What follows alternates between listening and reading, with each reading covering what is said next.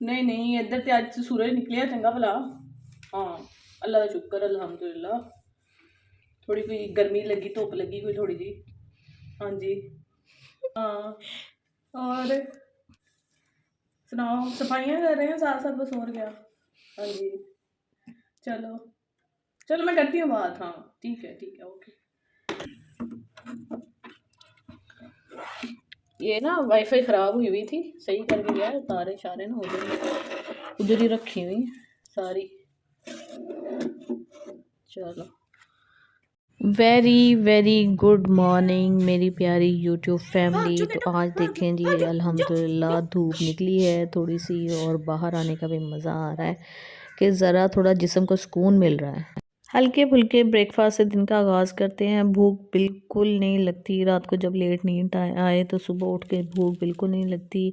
तो आप मेरे व्लॉग में मेरे काम तो देखेंगे ही साथ साथ, लेकिन मैं कुछ बातें भी आप लोगों से करूँगी, कुछ चीज़ों को शेयर करूँगी आप लोगों के साथ, क्योंकि काम दिखाने के साथ साथ मैं चाहती हूँ हम लोग कुछ शेयरिंग भी कर।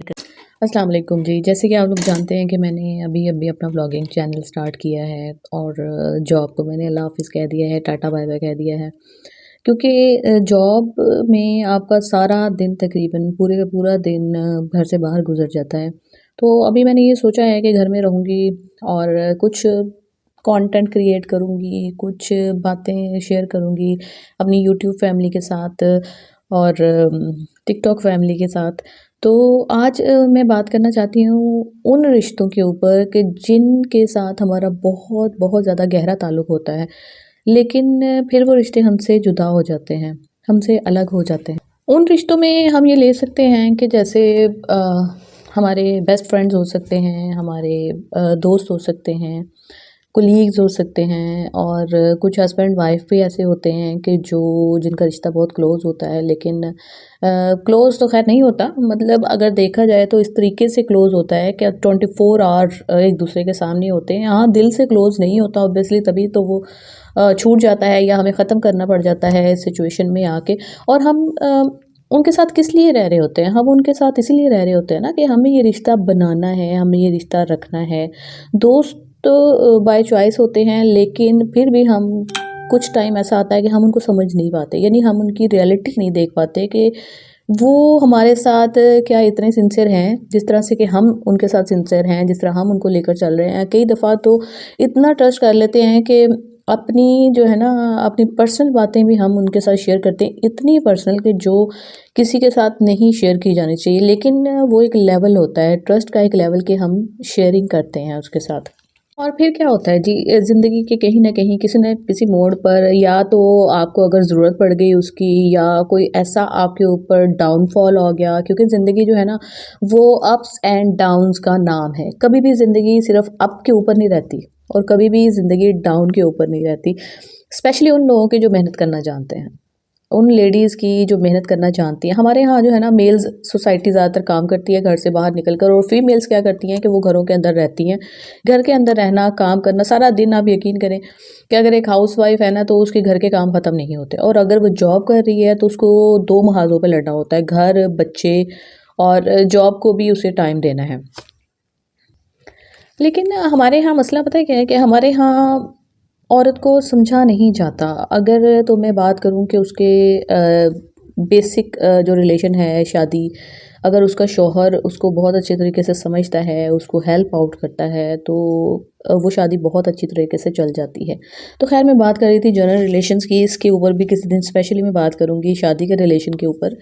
लेकिन अभी मैं बात कर रही थी ऐसे रिलेशंस की कि जो हमारी जैसे हमारे जिस्म के अंदर वेन्स होती है ना, हर जगह ब्लड को सप्लाई कर रही होती हैं।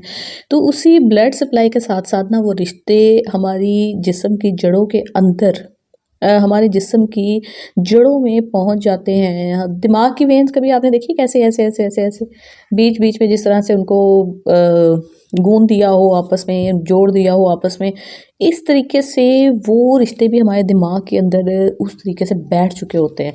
हम उनको निकालने का सोच भी नहीं सकते, लेकिन हमें फिर उनको निकालना ही पड़ता है। वो किसी शायर ने क्या खूब कहा है कि लिख तो दिया है आज से कि तुम मेरे नहीं, लेकिन कसम से बहुत देर तक मेरा हाथ कांपता रहा। तो जी यही सिचुएशन है। खैर व्लॉग है तो मैं आपको अपनी डेली की रूटीन भी बताऊंगी कि पैकिंग कर रही हूँ मैं, क्योंकि मैंने ये जॉब छोड़ दी है। ये घर जो है उस जॉब की वजह से मिला हुआ था। ये घर का टूर भी मैं इंशाल्लाह आपको करवाऊंगी, आज नहीं तो कल ज़रूर करवाऊंगी। और जो न्यू घर लिया है अभी हम इसी सिटी के अंदर रह रहे हैं, क्योंकि मेरी बच्ची के पेपर्स हैं उस वजह से, तो वो भी इंशाल्लाह आपको ज़रूर दिखाऊंगी। लेकिन आपने कमेंट्स ज़रूर करने हैं, मुझे बताने हैं, अपने राय का इजहार ज़रूर करना है।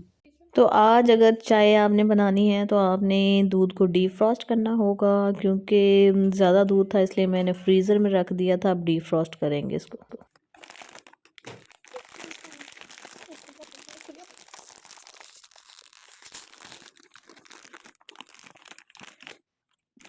चलें जी, अब समेटना शुरू करें। जहाँ से नज़र आए उसको समेटते चले जाएं, बल्कि जहाँ से आप गुज़रते जाएं वहाँ वहाँ से आप समेटते चले जाएं और चीज़ों को अपनी जगह पर रखते चले जाएं, तभी घर साफ़ होगा। और उसके बाद जी हमने शुरू कर दी है डस्टिंग।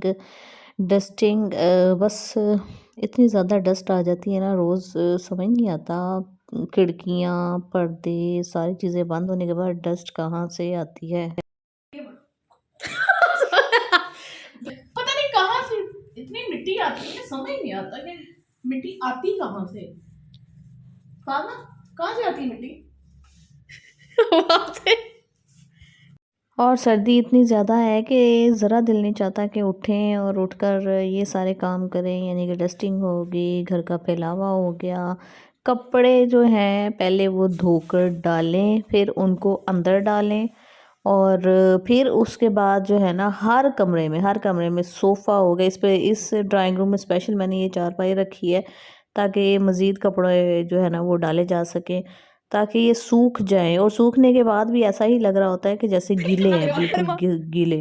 घरों को समेटना भी वैसे अपना ही मज़ा है। 2 दिन हो गए हैं हाउस हेल्प आ नहीं रही। वैसे भी हमने ये घर छोड़ देना है, अगर नहीं भी आएगी तो इट्स ओके। खुद ही घर को साफ करने की आदत डालनी पड़ेगी। आती है या नहीं आती। खैर जी, आप बताएं आपको मेरा व्लॉग कैसा लगता है, कमेंट्स किया करें ताकि मुझे पता चले कि आपको मज़ा आ रहा है।